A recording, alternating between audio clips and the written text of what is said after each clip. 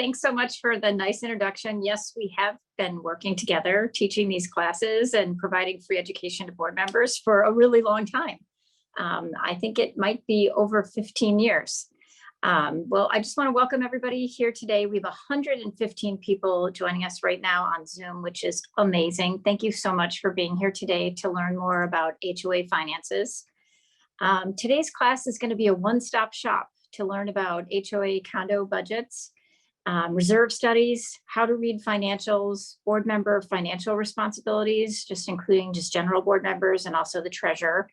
And then we're going to end with some tips on how to prevent theft and fraud of association funds in your association. So we have a great class planned for you. And just like every other class that we teach, we also are going to have a free Q&A session at the end of the class. So we'll be sure to answer all of your questions as we go through the class. And at the end, if you can just submit your questions as we go through the class, then at the end of the class, we will be answering all the questions in rapid fire form. Okay, just as some introductory remarks, for those of you who I haven't met in person before, maybe I've met you via Zoom. My name is Beth Mulcahy, and I am the managing partner and senior attorney of the Mulcahy Law Firm in Phoenix, Arizona. I have enjoyed representing HOAs and condominiums for the past 25 years. I cannot believe it has been that long. It's been a great practice area for me working with associations. I love helping boards, HOAs and condos make good choices, follow the law, and just make their communities better. I have been partnering with the city of Scottsdale for their City of Scottsdale Neighborhood College for many years. As I said, I think about 15. And our goal is to provide free education to board members and owners, and also managers via the Scottsdale Neighborhood College. So our goal is to provide free information so that your communities can be better and you can make good choices when you're serving on your board. Speaking of serving on boards, I also have served on my board for 14 years on and off. So I've had some experience in the trenches being a board member, in addition to representing over 1,000 associations throughout the state of Arizona. I also had a little stint where I was a disgruntled owner in my association, when I had a time period after I had my children where I got off my board for about a decade. Because I was focusing on my practice and I had, 2 kids within 12 months of each other. And during that time, I started to get upset with how things were running in our association. So I understand if you're joining us here today as a homeowner that maybe is feeling that your board isn't handling things quite the way you want them to, or maybe you think they're not following the law. I understand it from that perspective too. So we try to make this a great 360 view. For board members to give you the information and the tools at your fingertips, for homeowners who want to make some changes on how things are running in your association, and also for managers who are managing associations in the city of Scottsdale and other areas in Arizona. Well, first I want to start out by thanking the city of Scottsdale and Bruce. Of course, Bruce is amazing. It's been such a pleasure to work with him for many years in putting together the curriculum for these classes. We've taught 2 classes, so far in 2021, I believe 2 or 3 maybe, and for the city of Scottsdale. And it's just a pleasure to work with them. The other classes that they put on are amazing. I have listened in just as a participant, in these classes. The photographic class sounds awesome. I'm going to try to free up my calendar that day so I can listen in on that too. So thank you to the city of Scottsdale for partnering with me for many years to provide free education. It's truly been a pleasure. Okay, we're going to be talking about everything you need to know about finances today. Before I dive in though, I want to do a poll question so that I can get to know my audience a little bit better here today. We now are up to 133 people, which is awesome.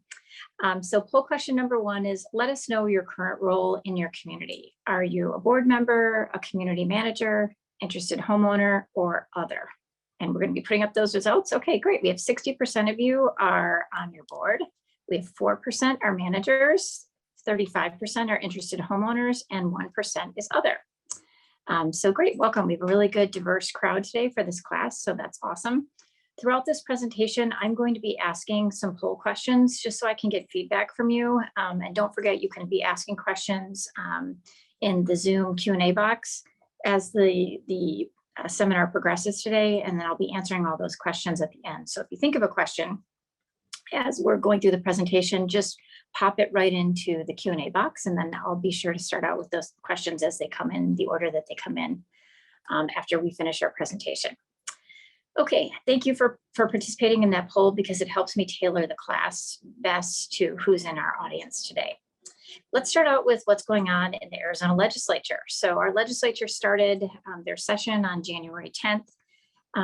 It appears that this is going to be a very large legislative year for associations, condominiums, and planned communities. We've already seen, we're on week 5, about 35 days into the session. There have been over 1,600 bills that have been introduced. One bill's been passed. No HOA or condo bills have yet been passed. But there are 17 HOA condo related bills that have been introduced this year. And kind of in comparison, maybe last year there were 6 or 7. And the year before, because it was a COVID year, there were some introduced, but nowhere near the number that we have introduced this year. So some good news and some bad news. So what we're noticing this year is there are, a lot of good bills, and then there are a lot of bad bills, and there's kind of just no gray area in between. So I'm just going to give you some trends about the bills that we're seeing this year that are being introduced. And talk a little bit about why it's important for us to be following them, even, as we're discussing in this class. Remember that the legislature passes bills pertaining to HOAs and condominiums. Typically, they're regulation type bills where they're putting more restrictions on associations.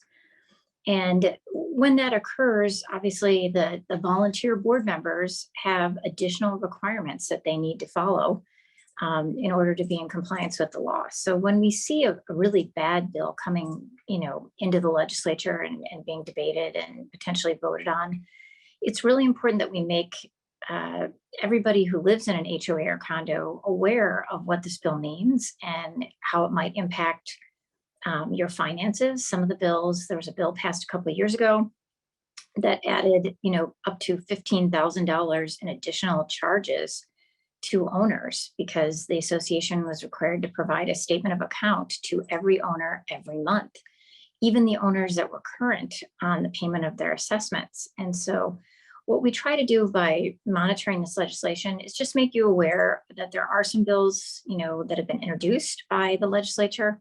And if there's anything that we think is really going to negatively impact our practice area, we want you to be aware of it so you can make your own decision as to whether or not you want to contact legislators and get involved in the legislative process by either objecting to it or letting them know that you're in favor of it. Okay, so what are some trends for this year, 2022, Arizona Legislature? So there's different categories of bills that we've seen. We're seeing some flag bills, which would expand the type of flags that associations would be required to allow be flown in the association. So there's a bill regarding first responder flags that associations couldn't prohibit those. There are some additional military and uniformed services flags that there are, requiring, the bill is proposing to require associations to allow additional, military and uniformed service bills. We're seeing some green bills, which would be, bills related to water conservation, solar energy. There's a bill right now that talks about artificial grass and how associations wouldn't be able to prohibit artificial grass being installed by owners. There's an interesting bill that takes the required approval for any CC&R amendment down to 51%, and that would override the association's documents. So that's kind of an interesting bill. There's always going to be something on political signs, especially because politics seems to be such, it's in the news obviously all the time right now, and people are, all in on one side or all in on the other side. And so there's a political sign bill that says that it would be okay to post for HOA and condo elections, political signs, which could be really interesting if that passes.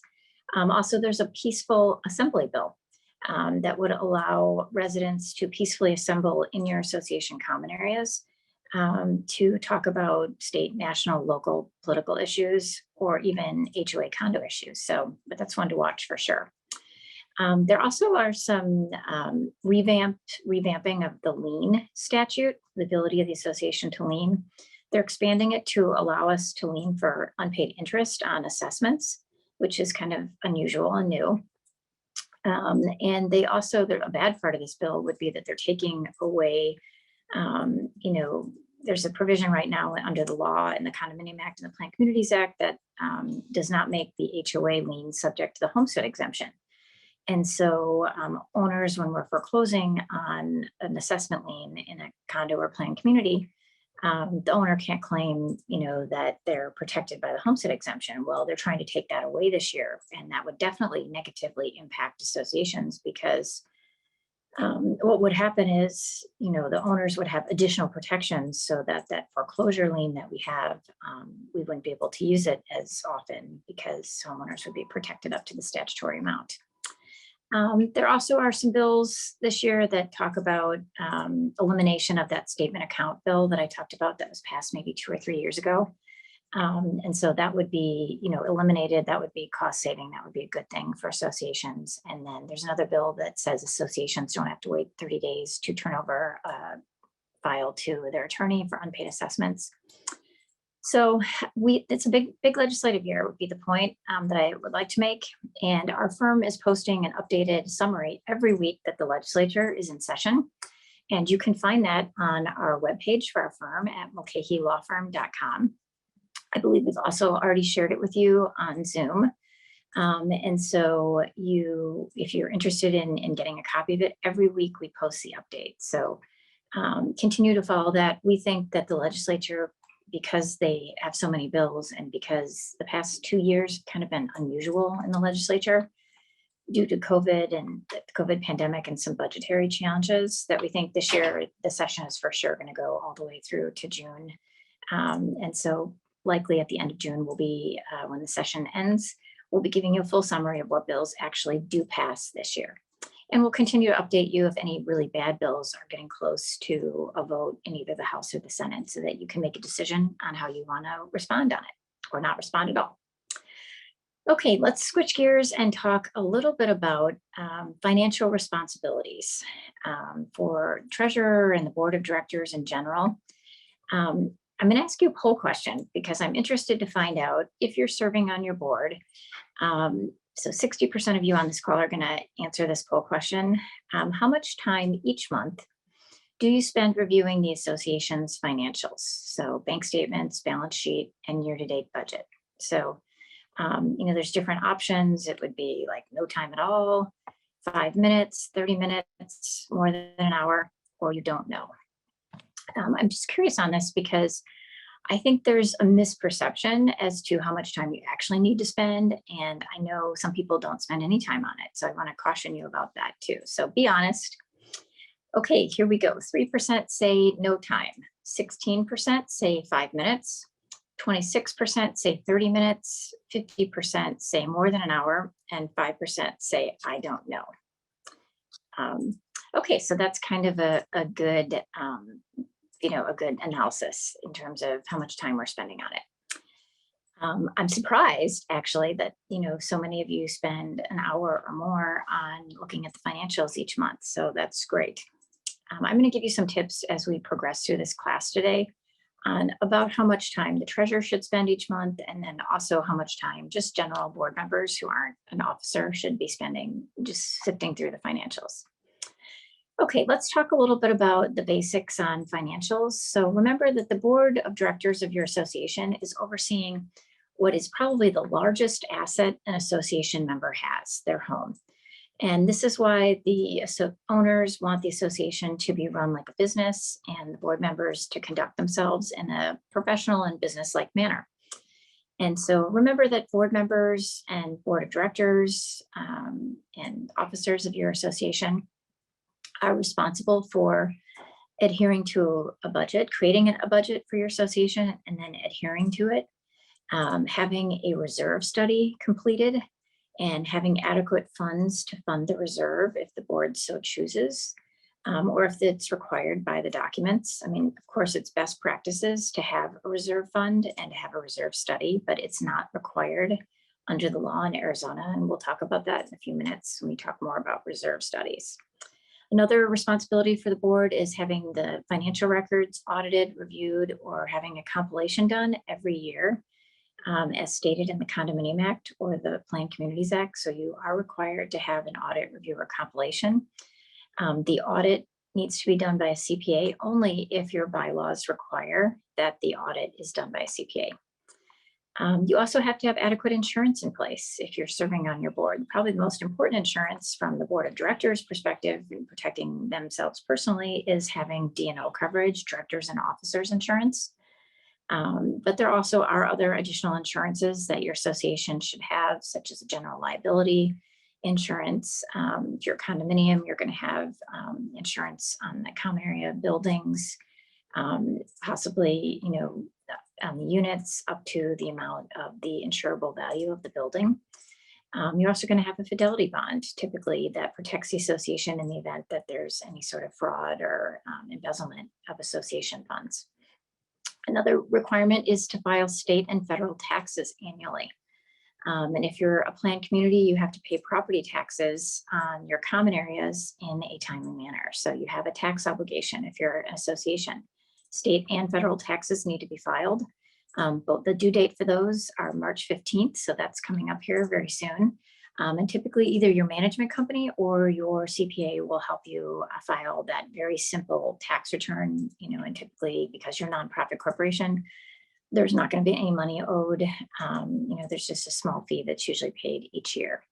One more thing to remember is don't forget that associations have to be in good standing with the Arizona Corporation Commission so that you keep your corporate status for your association. So you want to make sure that every year your association, if you're a nonprofit corporation, which 99.999% of you are, every year your association should be filing an annual report with the Corporation Commission. It's a very simple document. You can do it electronically.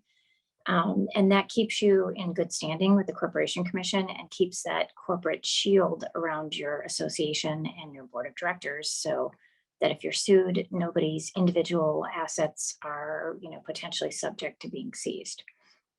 So, just kind of a quick little 411 on, okay, these are the main responsibilities. We just went through them really quickly.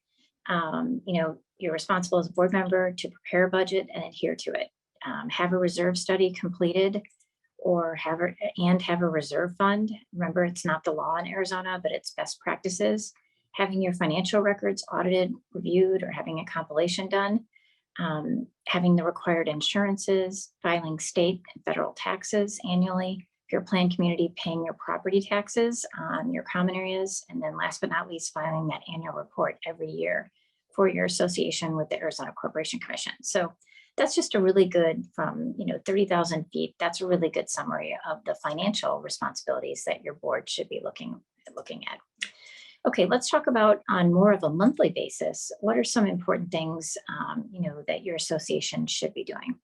So remember that your board packet is sent to board members at least a day or two before the board meeting. It should be. So if you have a management company, they should be giving it to you. I mean, my association, we ask the management company to get it to us, 4 or 5 days before the board meeting, so we have plenty of time to look at it. But I would say that kind of the general norm is having it at least a day or two before, so that people can take a look at it before the regular board meeting each month. Board members should spend about 10 to 15 minutes a month looking at the financials before the board meeting. So just skim through the packet that's for the board meeting. Look at the year. This is exactly what I do when I get the budget. So I used to be the treasurer for my association, and now I'm fortunately just a board member at large, so I have a little bit less responsibilities.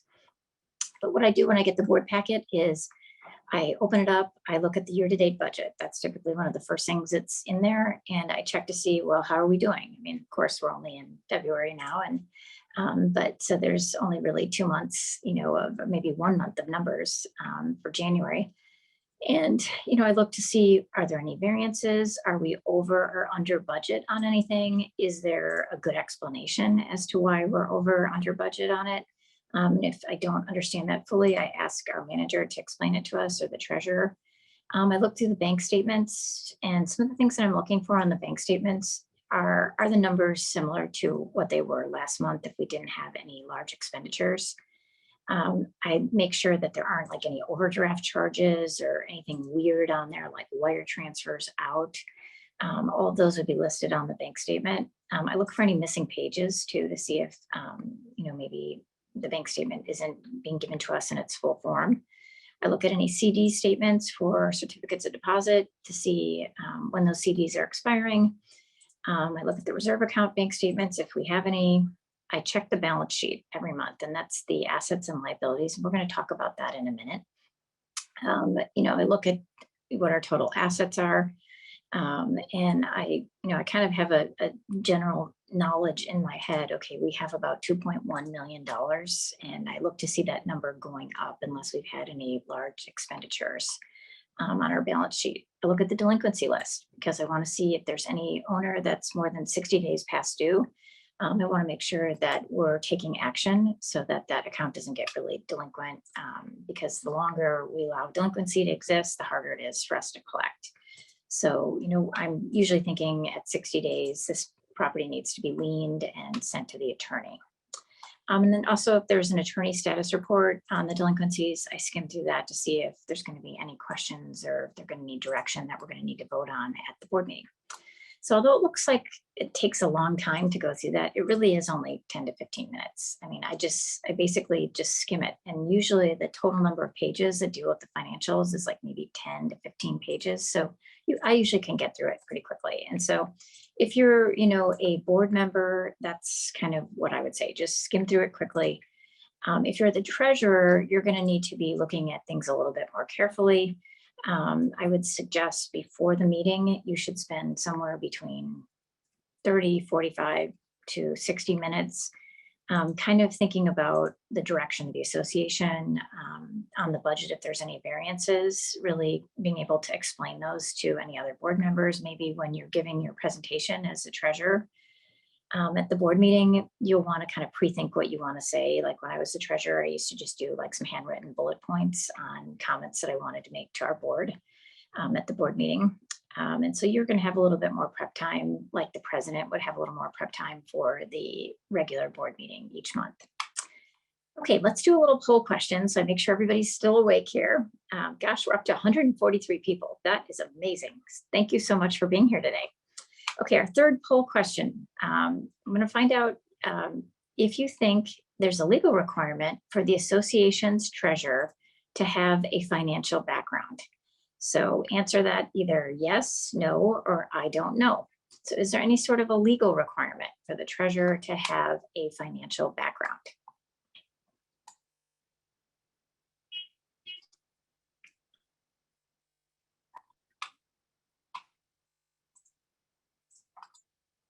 Okay, so our results are in. So 2% are saying yes, 82% are saying no, and 17% are saying I don't know. Okay, so this is kind of a trick question because there's no legal requirement in that. There's no state statute that says, that the treasurer has to be an MBA or a CPA or have, worked as a bookkeeper in the industry. That's true. But I think there is an expectation that whoever takes on the role of the treasurer, either they come into the role with a skill set already, or they are willing to learn so that they're, living up to their fiduciary responsibilities to your association. So if you have a treasurer that is elected by your board to serve for that year, a really good question that should be asked is, okay, have you had any business experience where you've had to, create a budget, or you've had to, do you understand how to read a financial statement? These are kind of uncomfortable questions, right? But I think it's really important because that is the person that is responsible for overseeing the finances, right?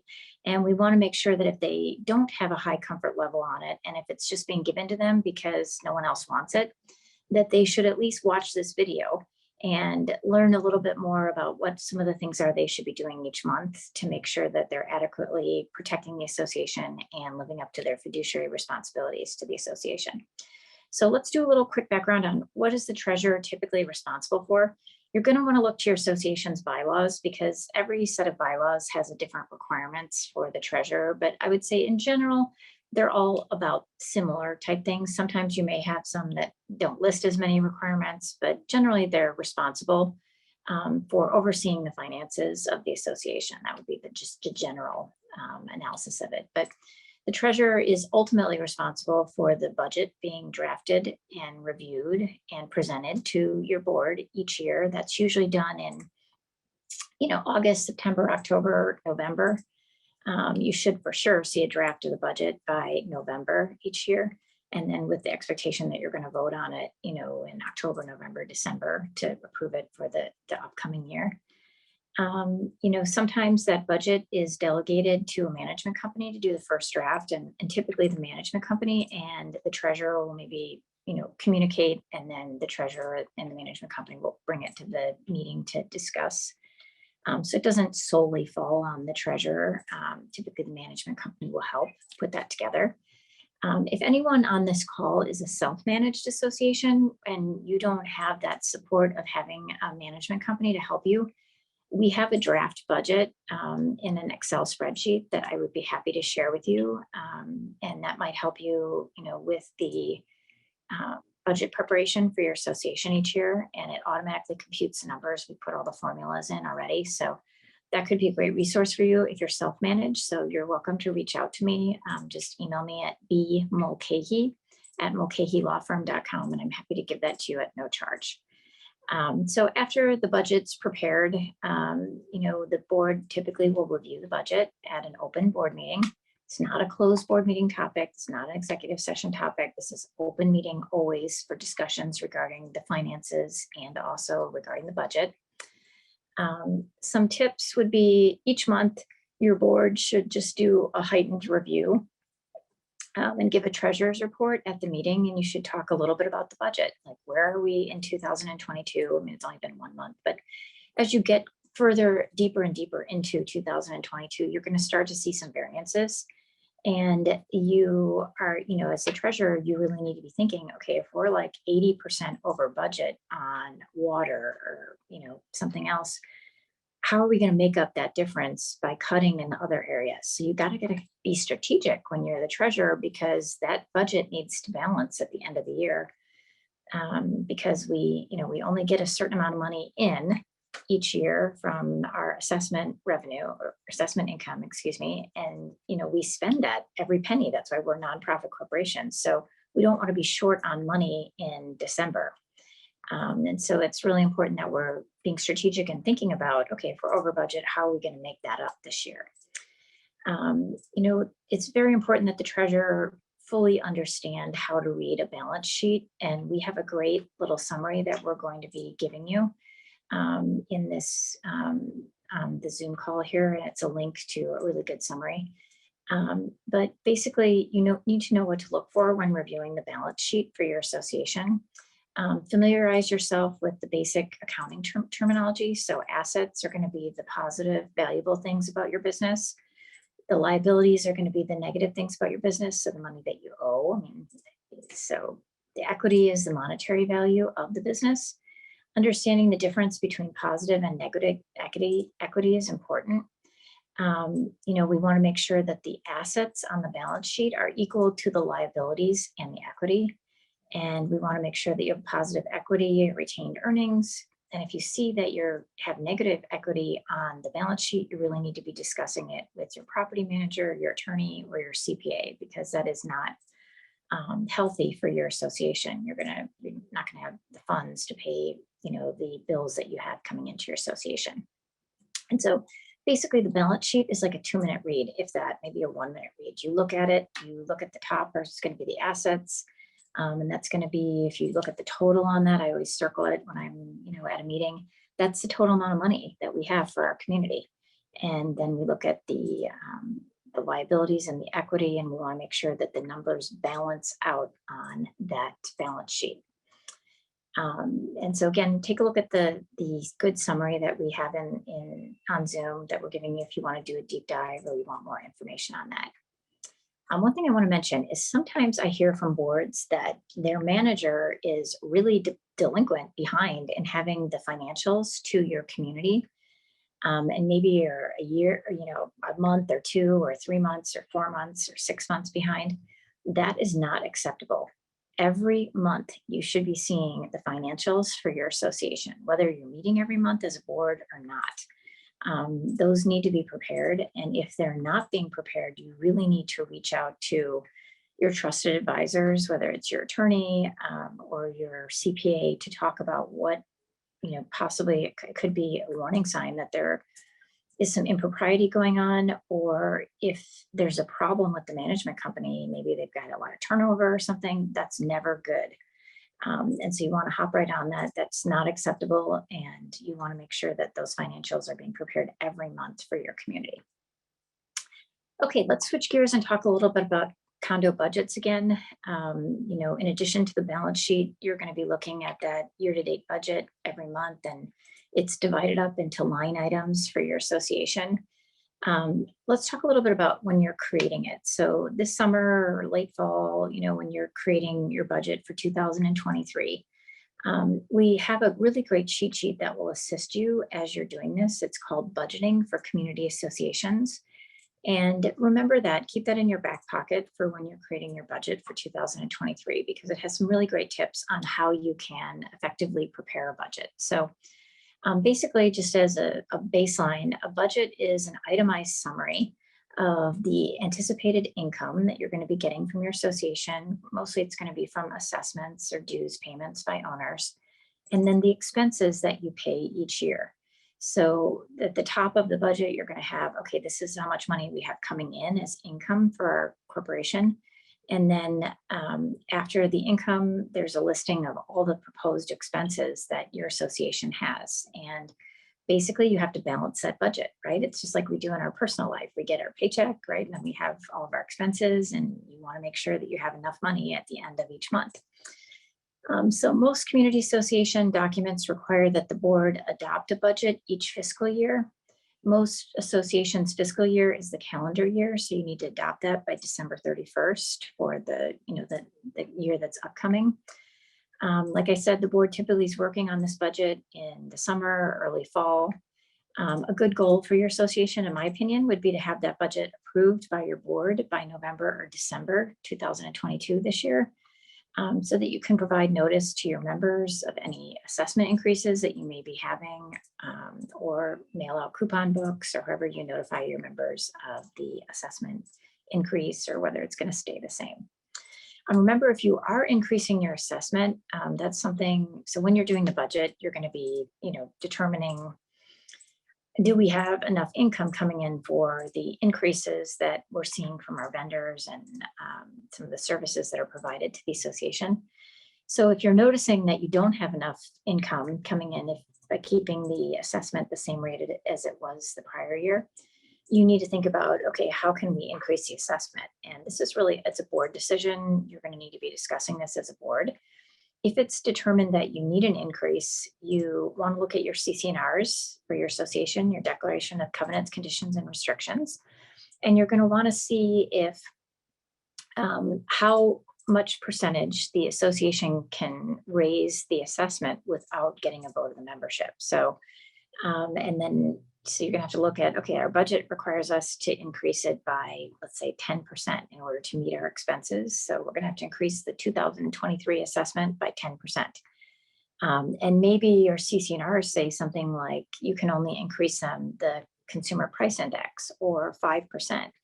And anything over 5% or the CPI requires 51% approval of the membership. So if you're going to implement an increase or you're going to levy a special assessment, make sure that you're reaching out to your trusted advisors, your management company, your association's attorney to make sure that you're doing it correctly. I have seen associations that have done increases improperly, and it is a hassle because owners never that's something that's like an antenna goes up. When an owner hears that they're going to have to pay more on assessments, they start asking questions. Well, why?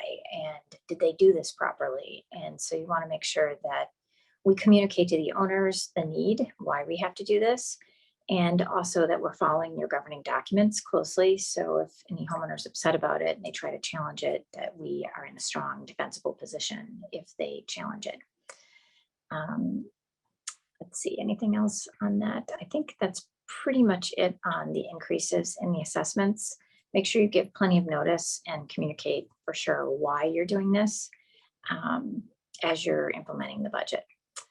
You know, the budget should be reviewed and approved by the board of directors. So this is a board decision. Obviously, the treasurer is kind of the captain on this, but the budget, but the board is ultimately the entity that reviews it and approves it. Sometimes if you're a condo and your documents have a provision that says that the owners have to approve or disapprove the budget, you know, then you may have to take an extra step to have the owners approve it. And we can help you with that process if you're one of those associations. Not very many associations have that are condos in their documents, but some do. So I wanted to mention that. You know, when you're presenting the budget to your owners, you want to, and basically this is at an open board meeting, like I said, you want to just explain, these are how the line items were determined. So these are how we determined the expenses. And how our estimates were obtained. Usually you look at last year's budget, you look at any variances, maybe you've called your vendors to see if there's any increases anticipated for 2023. Just try to make it really accurate and simple. These are our expenses, and this is how much money we need coming in to meet those expenses. Discuss important items, those items which the membership is most interested. So if you're planning on doing like a capital improvement project, and that's going to result in a special assessment, you might want to consider. I recently attended a board meeting via Zoom where this board had this exact issue. There was going to be a large special assessment in the community, and it was actually a community in Scottsdale, and they were doing a conversion from turf to desert landscaping. And it was going to be something like $4,000 or $5,000 per home. To assist with this conversion cost. And so what the board did in order to try to get support for the special assessment was they brought in the contractor that's going to be doing the work. And they had photographs of how it looked now and what they were proposing to do and how it was going to, you know, beautify the community and how much it was going to save in water costs.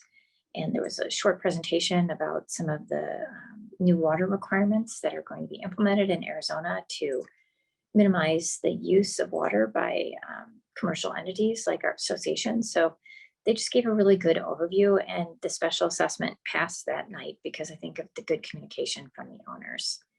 You know, address trends that are going to help show the future of the association's expenditure. So, I mean, most of your vendors are increasing how much they're charging each year.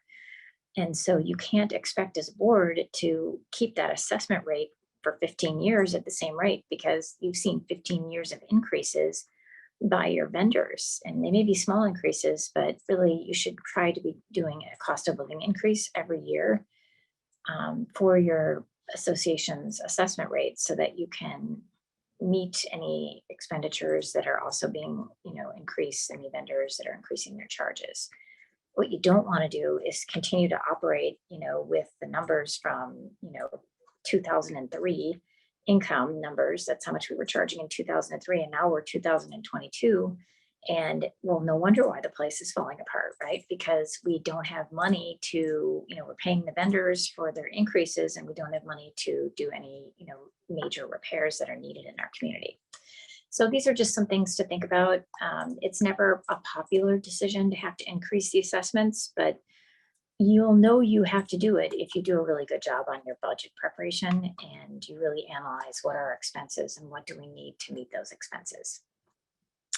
Our cheat sheet has a really good summary of the complete process to put a budget together. So I would recommend that you take a look at that as you're putting your budget together this summer or this fall. Okay, let's switch gears and talk a little bit about reserve studies and reserve funding. We're going to do a poll right now just because I want to kind of hear from all of you who are here with us today.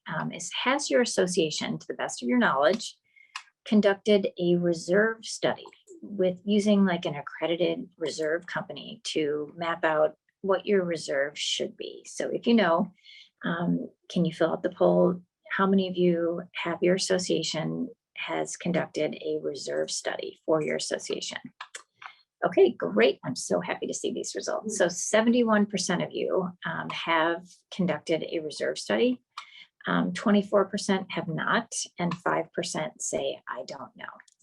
Okay, why did I ask this question? I wanted to get kind of a baseline from the audience today, which we're up to 142, which is amazing, is to how many of you have taken the step of having a reserve study done for your association. And I want to talk about why it's so important to have a reserve study.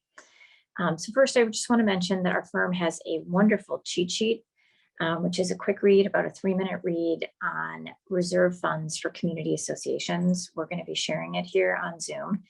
And we also have a copy of it on our website, along with 60 other cheat sheets that are free and pertain to community associations. So our website for our firm is mulcahylawfirm.com. So why is it important to fund for your reserve?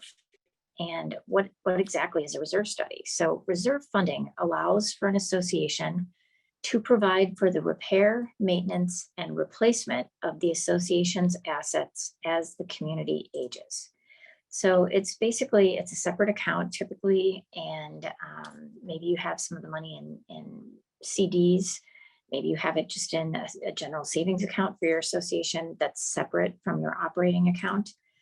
And this money is earmarked for the repair, maintenance, and replacement of the association's assets. So it's kind of like a savings account for your association, so that as different things that are the assets of your corporation start to, need maintenance or repair or replacement, you have that money ready to repair, replace, or maintain something. It's important to note that Arizona, we're a little bit behind on this. We do not have a requirement under Arizona law to have a reserve account or to have a reserve study done by an accredited reserve company, which is kind of odd because there are many other states in the US that have that requirement in some form. However, it's best practices for you to have a reserve account and to have a professional reserve study done, because it helps you plan for the future. And it's just really good business judgment for your association to be doing that. Interestingly, Arizona law does require that you have to disclose how much money is in your reserve account. And if you have a reserve study, you have to provide it to buyers who are, in escrow and looking to purchase a property in your association. So Arizona law does recognize, that if you have to disclose how much money you have in your reserve, and if you have a reserve study that's been done, you have to give it to prospective buyers once an escrow opens. At some point, it's going to be the law in Arizona. There are some, cases from other states that, say it's association developers have a fiduciary duty to fund the reserve before they transition and give the property to the owners. I think it's just a matter of time before Arizona catches up on this and makes it an actual requirement for associations to have a reserve study. A reserve study, just so we're all on the same page, is a budgeting guide that's created by a professional company that gives the association a plan in terms of how much they should be putting aside each year for a specific replacement or maintenance project. And when it's done properly, it can give a very clear picture of how to maintain, repair, and replace your items in your association, on a 30-year basis. And so most associations get their reserve study. They hire a professional company to provide the reserve study.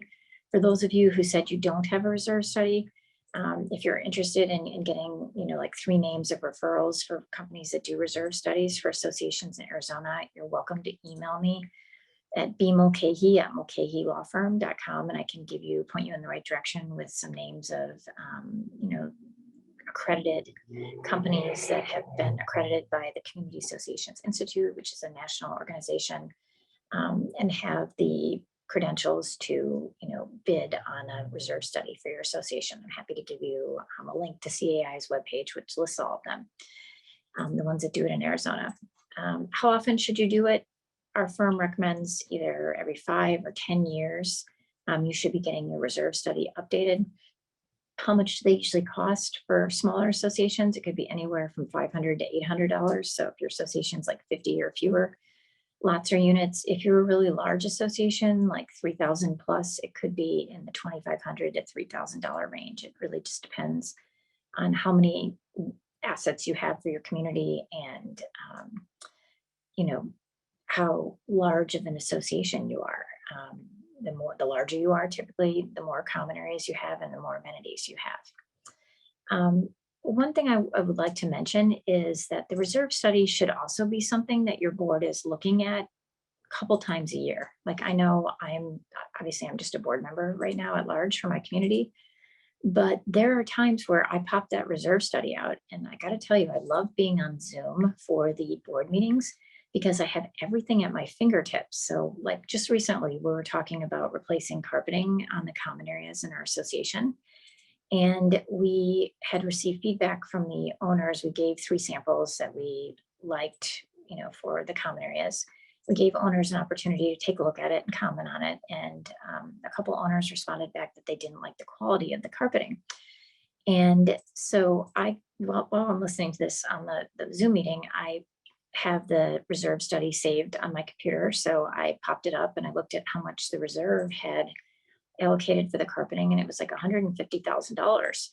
And the bid that we had was $50,000, to do all the carpeting. And so I did pipe up and say, as a board member, hey, everybody, maybe we do need to go back to the drawing board on this, because the quality carpeting we're getting isn't necessarily the quality of carpeting that, is suggested by our reserve study to replace what we have. And we might be putting in a cheaper quality, and we're already hearing feedback from our homeowners that they don't like it. And we have the money, we're funded in our reserve to pay for this. Now, of course, we always want to get a good deal, right? But we don't want to skimp on quality and then have it, be something that doesn't look nice or that won't wear well over time. So I'm popping out that reserve study at the beginning of each year too, because I think as a board, you need to plan out your improvement projects in your community, and especially, in Arizona, where the heat is definitely a factor in the summer. There's a very short window where you can do asphalt repairs because of the heat. And so you really need to, ride into each fiscal year with, okay, we're going to be doing this project. Here are the things that our reserve study says that we're supposed to be doing this year. And then maybe you look at some of the items and you say, well, the carpeting doesn't really need to be done this year. We could maybe push that off a couple of years. But if you've got to do like asphalt or pool repairs, we have to drain the pool and replaster it. You want to put that at a time where it's not maximum use of the pool, right? So if you close the pool for 2 months in the summer, there's going to be a board recall petition being circulated. So you just want to plan these things out so that, when you do the asphalt repair, it's going to be a time that the asphalt companies suggest you to be doing it. And it's usually like in October when it's cooler. So really popping that reserve study out each year, determining what items are scheduled to be on the repair replacement schedule, and then making determination at what point in the year are we going to be doing this, making sure you're getting bids, making sure that you're using licensed and bonded contractors is very important as well as you're doing this. The reserve study, again, just has a detailed inventory of all the assets of the association. It talks about how old they are right now, those assets, and the remaining life. So let's give an example, the roads. You're responsible for repairing the roads in your association. And maybe the useful life of the roads is 11 years before you have to re-asphalt everything and take it down, down to almost the base again. Each year over those 11 years, you're going to be putting away money every month. Like my association puts away 30 grand every month into our reserve. And, maybe smaller, maybe more, depending on how large your association is. And then at the end of the 11 years, when the asphalt needs to be, totally repaired, we have the money and we don't have to do a special assessment. And the whole point of the reserve study and having reserves is so that you're making, good financial decisions for your community. And the opposite, honestly, is if you have to redo your roads and you don't have any money in your reserve, well, then you're gonna have to do a special assessment. And honestly, banks that, look at giving loans in an association to the members, they're looking at, okay, are there a lot of special assessments being levied? And that could be potentially a sign of the association not being fiscally responsible. So having a reserve study done and then putting money in the reserve each year pursuant to what the reserve study is telling the board to do is just a really fiscally sound and smart thing to do. And there's usually 1 or 2 pages that are like the most important pages in the reserve study. It's like the 30-year, summary of how much money you should have in the reserve and, where you are right now, and then how much money you need to be putting in over the next years. And then also when you look at by year, they'll tell you what needs to be replaced that year. You should be looking at that page too. And,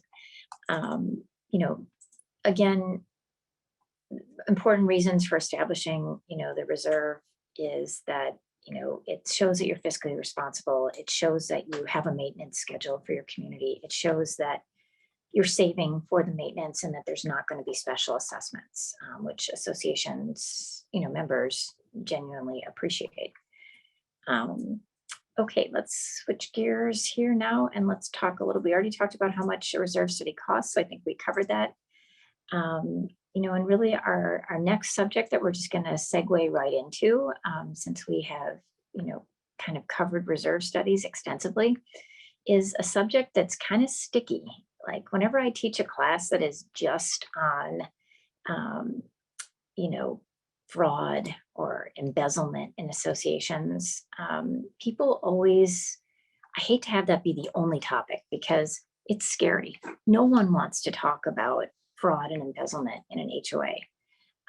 Yet if you Google fraud and embezzlement HOA or condo in Arizona, I think you will be shocked to see how many times this actually happens in associations.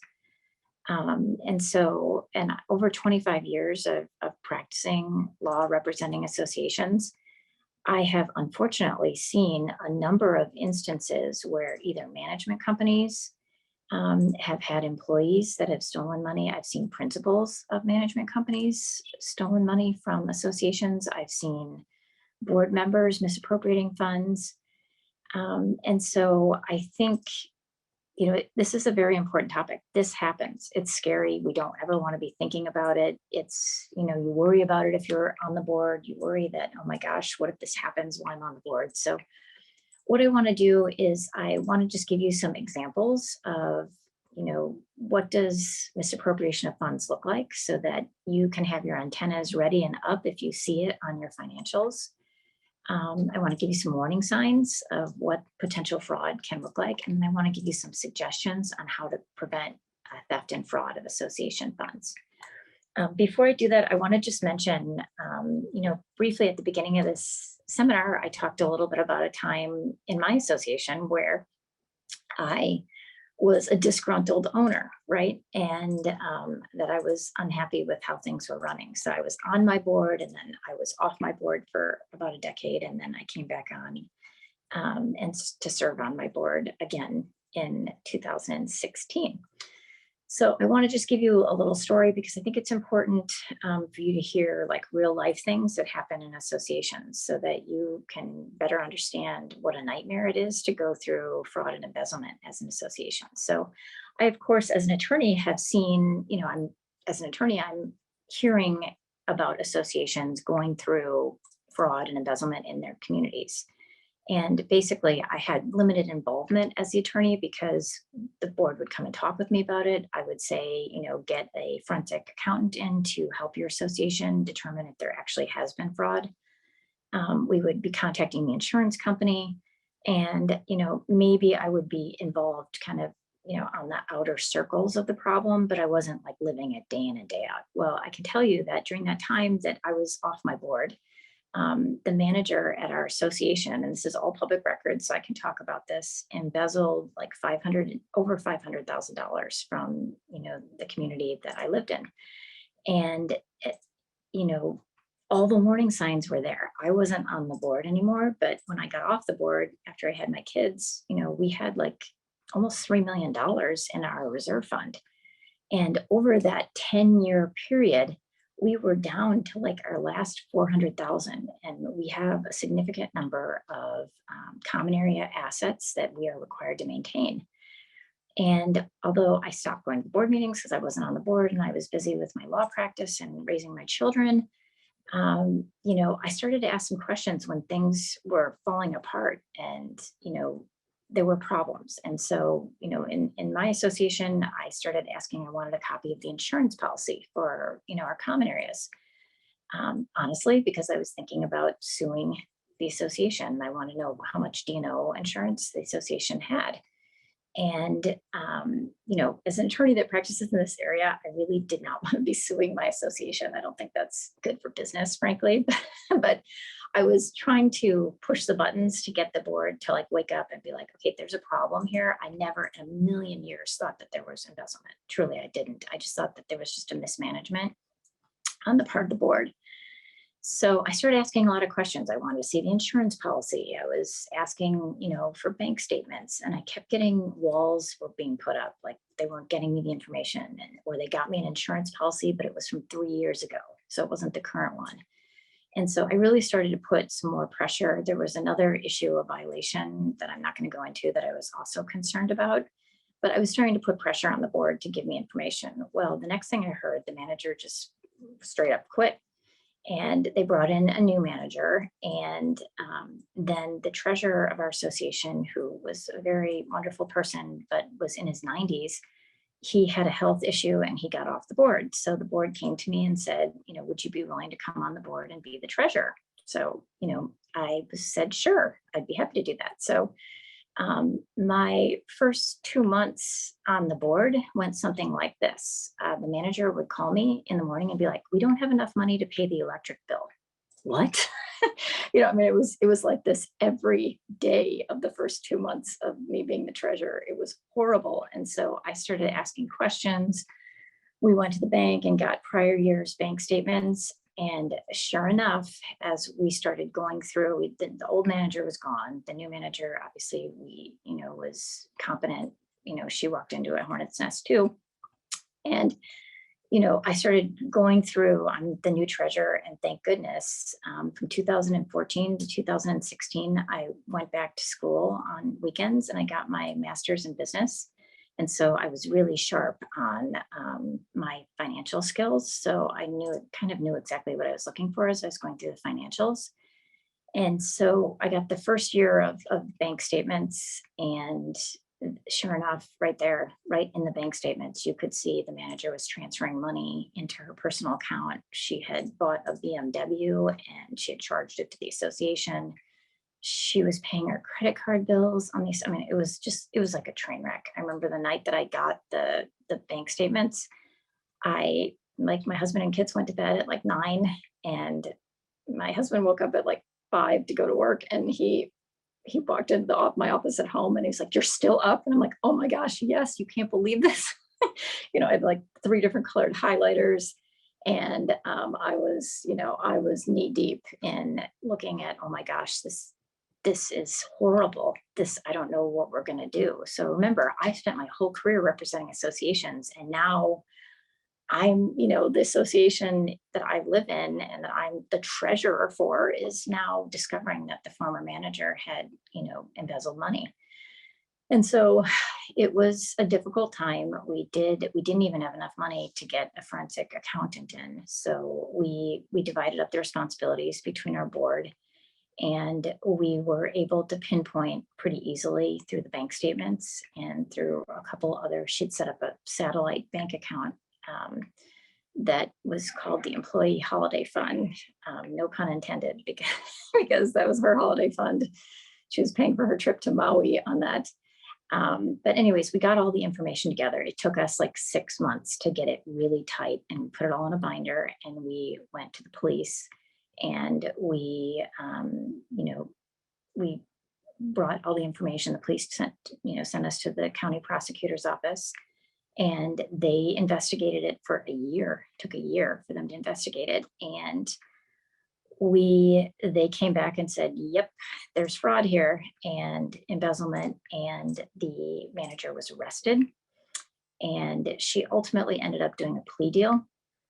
And she pleaded guilty, and she served, unfortunately, you would think you steal that much money, you get more than 2 years, but she served about 18 months in prison, and she's now released.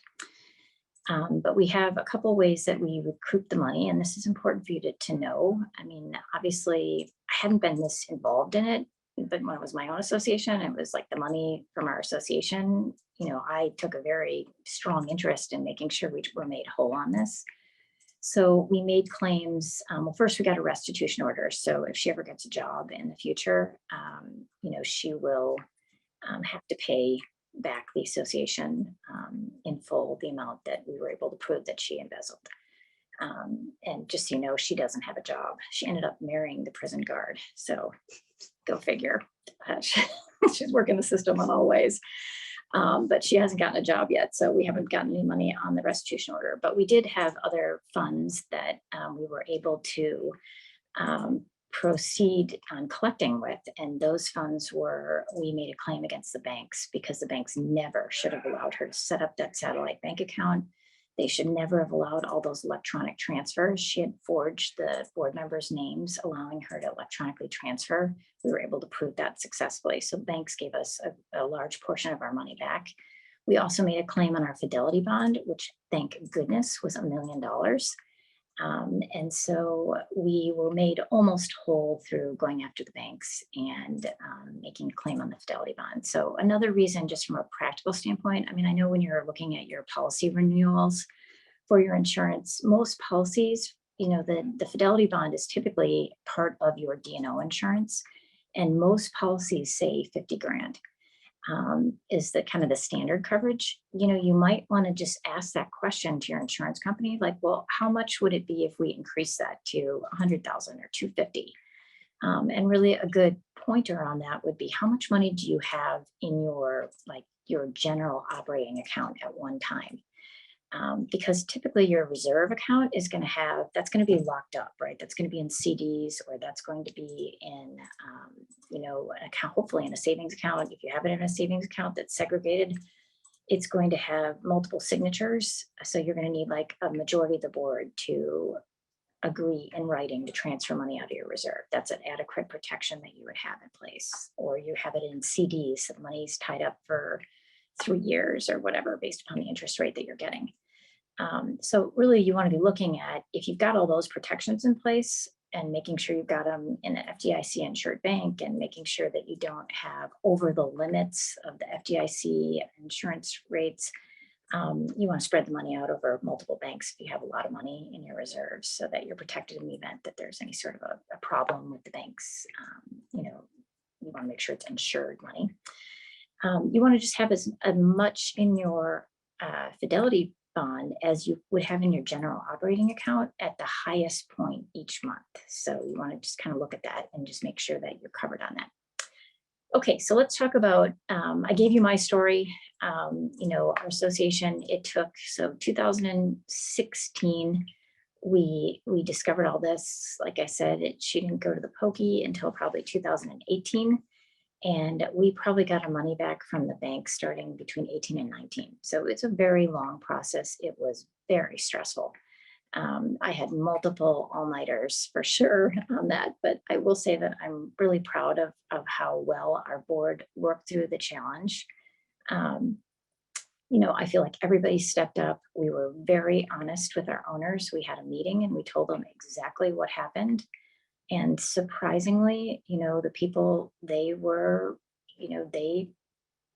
to the occasion too. And we had a good plan and it worked out, but boy, was it a lot of work. So I don't ever want this to happen to your association. So let's talk a little bit about what misappropriation might look like in an association. So what are some tricks that we've seen that, whoever's stealing money from an association, what are they doing? So there's outright taking cash. So maybe they're transferring money to them, electronically. They're stealing from the petty cash. That's an example. Faked expenses. We actually saw this in my association. So the manager said she was hiring a CPA to do an audit every year, and made up the name of the CPA. And then the association wrote the check to the CPA, and guess who endorsed the back of it to deposit it into her account? Yes, the manager. So making up faked expenses, non-existent employees or former employees included on the payroll, double paying employees on the same payroll, transferring association funds to another community, the management company or the manager, use of association funds as a collateral on a personal loan for a board member or the manager. That's obviously a big no-no. Showing investments on the financial statement as certificates of deposits when they actually don't exist. So that's why it's really important that you're seeing those CD statements in your bank, in your financial statements, and in your monthly board packet for the board. A manager paying his or her personal bills with association funds. So it's really important as a treasurer. You're typically, I know I get a lot of heat when I say this, but I really do think that a board member should be signing checks over a certain amount each month.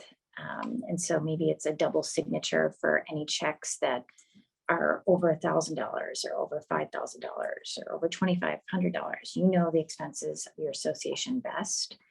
And if you have things that are regular bills, like you get the electric bill every month or the water bill every month, it's okay to delegate to the management company to pay those bills, but the treasurer needs to be looking at the backup on those bills. Even if they're being electronically paid, they need to make sure that there are no late fees and that they're being paid on time, and that it's actually the bill for the association and not some other association or the manager's personal utility bill.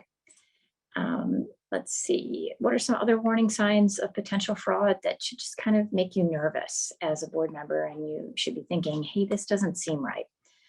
Missing bank statements and reconciliations. So, you're getting your board packet, but you're never getting an actual copy of the bank statement. If you do get a bank statement, you only get one page, right? You should be getting the whole bank statement, everything that the bank is providing to you. The treasurer, in fact, should have electronic access to the bank statement so they can check it at any time during the month. There should be nobody should be allowed to transfer money electronically. Nobody. That's something that should not be allowed in this type of a community association setting. General ledgers that don't balance. So, we don't understand why the ledger isn't balancing each month, and the management company can't explain it. Missing and altered documents. So, you're asking as a board for certain things from your management company. They can't find it. They can't provide it to you. That should be a warning sign that, hey, there's problems here.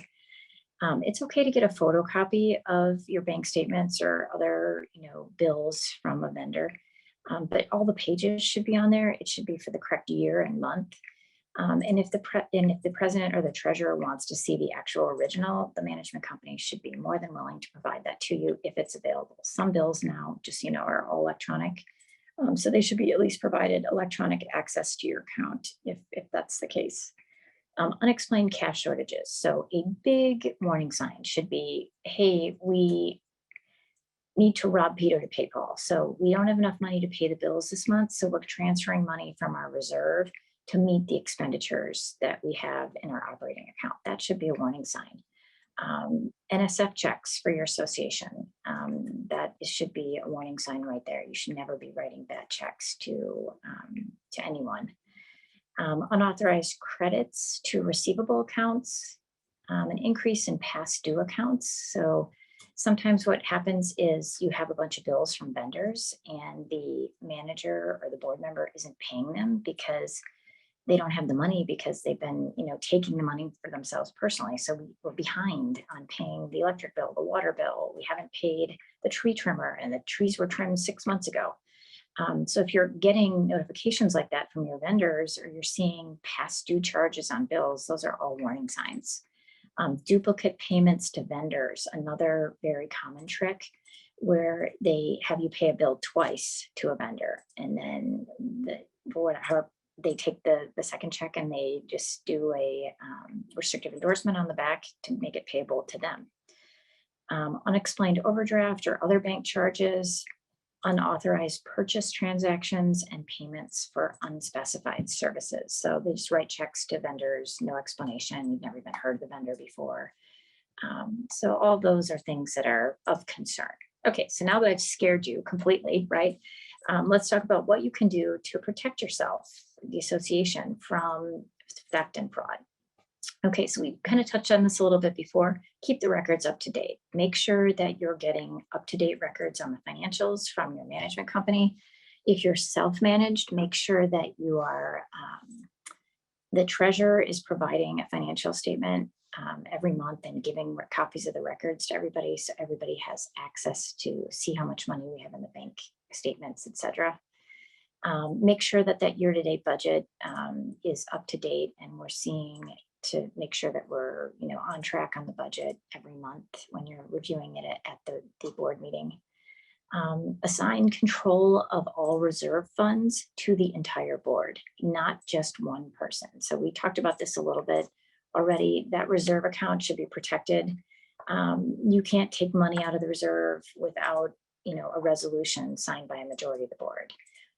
You shouldn't allow electronic transfers of the reserve account. One person shouldn't be able to go to the bank and withdraw money from the reserve account. All of those would be good protections to have in place. Monthly financial reports should be prepared and made available for board review for your board meeting. If you don't have a board meeting, some boards don't have a meeting in December, and maybe when it's really hot in the summer in Arizona, the financial statement report should still be sent to the board members, even if you're not having a board meeting. So include in that monthly report, the management company should have a balance sheet, a statement of revenues and expenses, the year-to-date budget, your bank statements, copies of the bank statements for your association, copies of any CDs that you have for your association, and any other relevant financial information like delinquency list. Those are all really important for your board to be seeing on a monthly basis.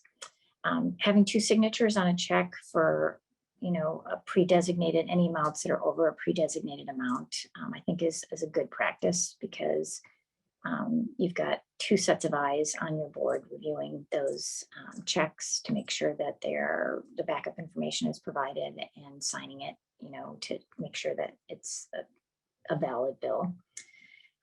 Prior to signing checks, authorized check signers should review the invoices and supporting documentation before they sign them. Never sign blank checks. Never, ever sign blank checks for your association. I have been to board meetings before where one time I saw the treasurer just sitting there signing checks, and I was thinking, what is she doing? And I asked, and she goes, oh, I pre-sign all the checks for the whole year. And I thought, oh my gosh, that is so scary. You don't ever pre-sign checks. That check could be sent to anybody, and that treasurer, is potentially has some liability for doing that. Let's see, review bank statements and reconciliations on a monthly basis. I think I really hammered that home today. Petty cash. Don't have, $10,000 in petty cash on hand. I mean, petty cash is petty, so it should be very small. And there should be a log that's provided to the board every month as to how the petty cash, the deposits and the withdrawals, and what they're used for, and the backup documentation, receipts, or whatever. All of those should be in there. I'm really not in favor of board members having credit cards. I've seen a lot of problems with that in the past. So board members having credit cards for the association, I should clarify that. So having an association credit card, I think, is scary. I don't think that's something that you should be doing as a board, or giving a credit card to your manager to use for all association expenses. I would prefer to have reimbursements. If the board members are buying light bulbs or something at Home Depot, have them provide the receipt and ask for reimbursement on that. I think that is, a smart way to do it. Just having that bank card is like an ATM, and we've seen some board members mixing personal expenses with the business expenses on the association credit card, which is inappropriate. Let's see, making sure that you have adequate Fidelity insurance. We covered this already a little bit, but very important to ask that question when you're doing your insurance renewal every year, because like I said, it really saved my association that we had $1 million in Fidelity bond coverage. It really helped us. Of course, we didn't get $1 million, but we got enough to make us whole when looking at also what we got from the banks.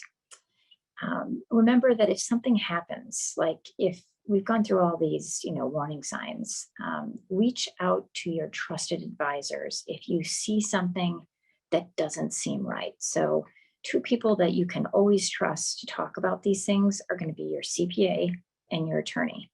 And make sure that when you're talking with those trusted advisors, I can verify 100% that if you call me as your attorney for your association and you tell me, I think the management company might be stealing money, or I think somebody on the board or whatever, I will keep it confidential and I will help you look into it. Same thing with your CPA. Obviously we'll have to loop the board in. I'm not going to just have a little private powwow with you alone. We'll have to loop the board in. But talk to your trusted advisors immediately when you think there's a problem, get their opinion on it. Remove the suspected fraud perpetrator from the position of control over your account so you can stop the bleeding. Put a stop on all bank account activity if they're transferring money or something in and out of your account. Work with your attorney to notify your insurance carrier because you want to make a claim if you think there is a problem. There's a notice requirement. As soon as you have actual notice that there could be a potential fraud or embezzlement issue, you have to make a claim and notify the insurance carrier on your policy immediately. So be careful because, some attorneys and some, management companies, whatever, they get mixed up who their loyalties are to. My loyalty as the association's attorney is to the corporation and the board. If the board comes and tells me that they think that the management company is doing something wrong, I do not call the management company and warn them. You are my client, and you want to make sure that if you're dealing with an attorney and it's not our firm, it's another attorney that practices in this area, you want to make it very clear to them that if they have a cozy relationship with the management company, that they should not be warning them that this is confidential, and remind them that you are their client. Remember, just kind of some closing thoughts. Sorry to scare you so much with this second half of the presentation, but it's really important that you hear about this. Having a dream team in place to help your association is so important, whether it's dealing with maintenance issues or embezzlement or fraud, or we don't have enough money, or we've got a bunch of deferred maintenance. How do we handle it? Your dream team is really going to be your attorney, your insurance agent, your CPA, an investment consultant if you have a large amount of money in reserves, and a reserve specialist. All 5 of these team members are really important in supporting you and making sure that you are making good decisions. Kind of the 6th arm on this is also your management company if you have one. They should also be guiding you as part of your dream team. You definitely want to do your research and make sure that any people on your dream team have the experience and expertise to be helping your association on this issue. They should be the experts in this field of representing HOAs or condos so that they can adequately help you. If we haven't done so already, we have a great cheat sheet that we are sharing with you regarding some tips for preventing theft and fraud of association funds. So I encourage you to take a look at that if that interests you going forward.